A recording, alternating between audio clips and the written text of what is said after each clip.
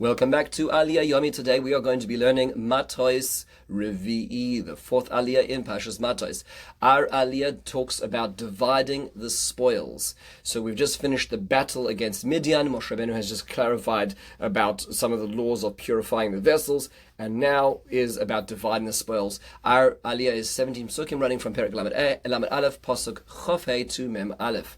Let's take a look at a brief summary, and then we'll look at some deeper points to ponder. So first we have the command of Hashem to Moshe with Elazar and the other leaders to count the spoils in humans and animals. The spoils are then to be split up in half between the soldiers and the population, for the soldiers keeping half and the rest of the population keeping the other half. However, there's going to be a tax. So a tax to Hashem, which is going to be from the half that goes to the soldiers, 1/500th of it belongs to, of the people and the animals belongs to Elazar, the Kohanim, and from the tax of the half going to the nation of Israel, 1/50th of humans and animals will go to the Levium. So this is a truma and a meiser, it seems. And that's what happens. And we hear the numbers are tabulated. They managed to get from the Midianites 675,000 sheep, 72,000 cattle, 61,000 donkeys, and 32,000 human beings. These are the younger ladies who remain from the war effort. And we hear about them halving the numbers between the army and the population. And in the half that belongs to the armies, we hear about the tax of 1/500, which turns out to be 675 sheep, 72 cows, 61 donkeys, and 32 humans who are given to the Kohanim and under the auspices of Elazar HaKohen, and that is our Aliyah.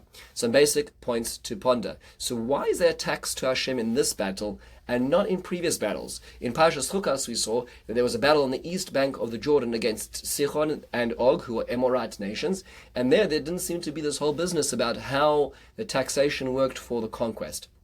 The Ramban explains because this was a war of vengeance of Hashem as well.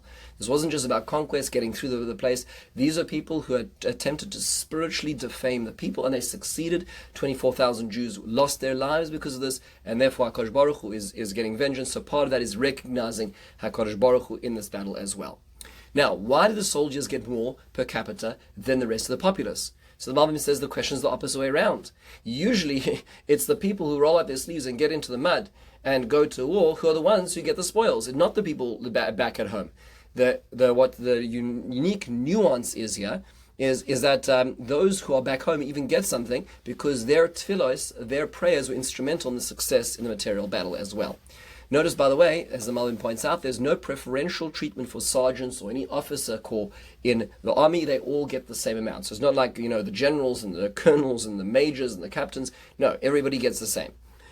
Now, why is the tax higher in the half that belongs to the army than to the population than that of the army? Okay, right? So the half that belongs to the army, only 1/500th is given to the Kohanim, and of the half that goes to the population, 1/50th is given to the Levium.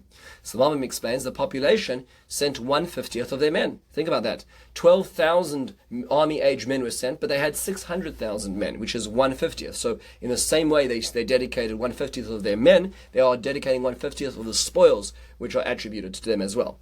Then there will have to be a ma'aser and a ma'aser, which means that there needs to be a tenth of that goes to the Kohanim, and that's the 1/500th, which is a tenth of the 50th, which goes to the Kohanim. Right? So just to appreciate, there's a ma'aser of their men, there's a ma'aser of what they get, and there's also a truma, which is, so to speak, the ma'aser and a ma'aser going to the Kohanim over here.